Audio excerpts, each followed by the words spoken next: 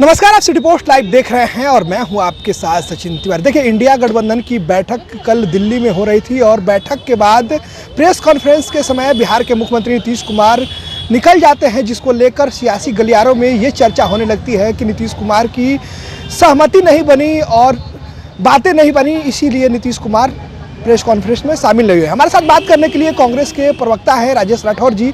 Sir, अब तो ये भी चर्चा होने लगी है कि बातें नहीं बनी, चर्चा ये भी हो रही है कि कोई सूत्रधार भी नहीं मिला, नहीं मुख्यमंत्री नीतीश कुमार को संयोजक बनाया गया, नहीं प्रधानमंत्री बनाया गया। इसी के चलते वो नाराज होकर बैठक के बाद प्रेस कॉन्फ्रेंस के दौरान उन्होंने निकल गए।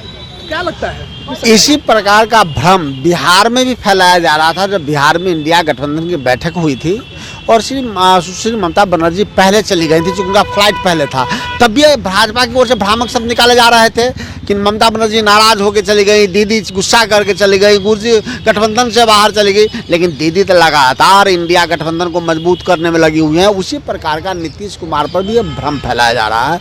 क्योंकि नीतीश कुमार जी को आप जानते हैं, कुछ दिन पहले उनकी तबीयत नासाज था, बहुत लंबे समय तक वो बैठ नहीं सकते थे, तो इसलिए नीतीश कुमार जी थोड़ा पहले आ गए। लालू प्रसाद यादव जी की भी सेहत के बारे में आप ठीक से जानते हैं। तो किसी प्रकार का कोई न भ्रम है न नाराजगी है, चूँकि इंडिया गठबंधन के सबसे बड़े सूत्रधार नीतीश कुमार जी रहे हैं।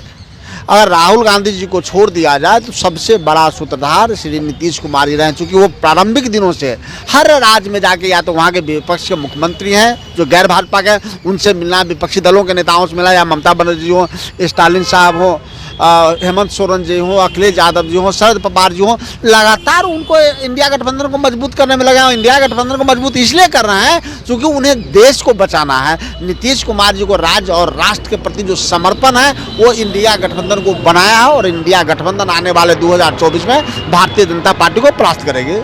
सारे जो दल के लोग थे, सभी लोग की सहमति में ममता बनर्जी कहें या स्टालिन कहें या राहुल गांधी कहें, सोनिया गांधी कहें, तो मल्लिकार्जुन खड़गे के नाम पे सब लोग मुहर लगा दिया है। कहा यह जा रहा है कि मल्लिकार्जुन खड़गे भी प्रधानमंत्री का दावेदार हो सकते हैं और चर्चाएं भी होने लगी। मल्लिकार्जुन खड़गे साहब एक दलित समाज से ही नहीं, ब्लॉक अध्यक्ष से राष्ट्रीय अध्यक्ष तक आए हैं, देश में कई भूमिकाओं में रहे, केंद्रीय मंत्री रहे, लेकिन अंदर में क्या बातें हुई ये हमें नहीं पता।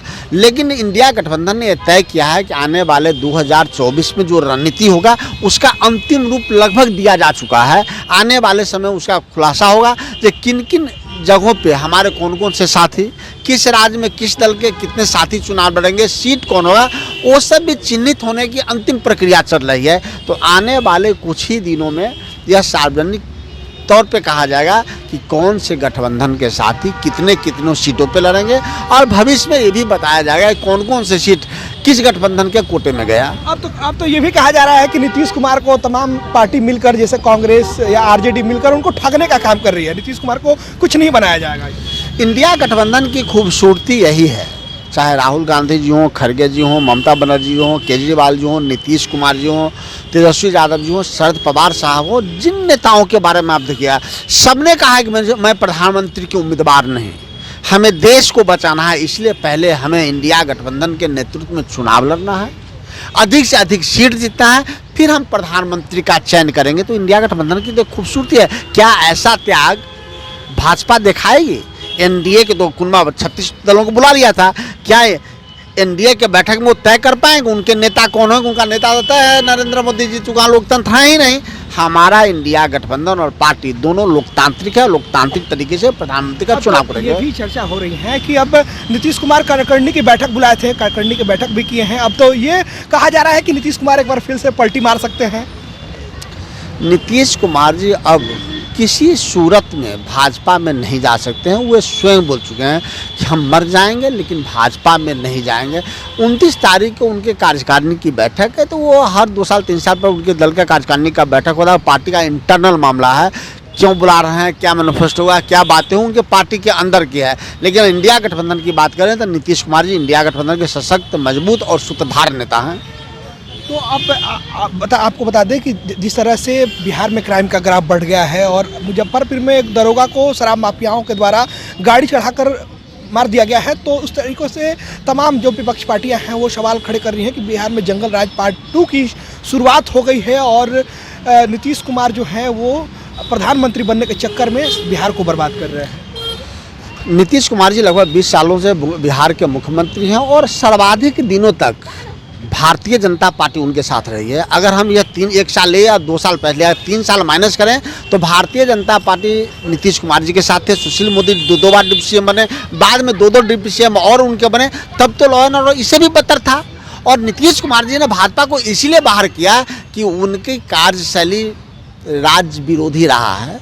आज शराब माफिया जितने पकड़े जाते हैं वो भाजपा के ही क्यों होते हैं? तो ये सब माननीय मुख्यमंत्री ने देखा है। बावजूद लॉ एंड ऑर्डर बिहार में ठीक है, लेकिन हम इस बात को कभी सही नहीं मानते कि जिस प्रकार से एक सब इंस्पेक्टर पर हमला हुआ, उनकी जानें गई, ये बहुत ही निंदनीय है। राज्य सरकार, डीजीपी अति शीघ्र अपराधी को पकड़ेगा और सरकार स्पीड ट्रायल कराकर कठोरतम से कठोरतम सजा दिलाने का काम करेगी। तो ये थे कांग्रेस के प्रवक्ता राजेश राठौर ने। इन्होंने साफ तौर पे कहा है कि नीतीश कुमार इंडिया गठबंधन के सूत्रधार हैं और आगे भी नीतीश कुमार ही सूत्रधार रहेंगे। और जिस तरह से बीजेपी लगातार सवाल खड़े कर रही है, बीजेपी कह रही है कि इनको ठगने का काम किया जा रहा है, तो इन्होंने साफ तौर पे कहा है कि बीजेपी लगातार सवाल खड़ी करती है, खड़ी करती आ रही है, उससे कुछ हम लोगों को लेना देना नहीं है। और भी इन्होंने क्या कुछ कहा वो अपने इस वीडियो में देखा। बस इस तरह के तमाम खबरों के लिए जुड़े रहे हमारे साथ। धन्यवाद।